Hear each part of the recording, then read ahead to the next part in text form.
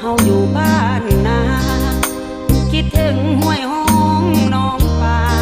เคยซ่อนสาปูป่ากลางทงคิดฮอดหน่อไม้แกงใส่ผักหวานอยู่ดงกอดยามไล่ควยลงทุ่งนกห้อง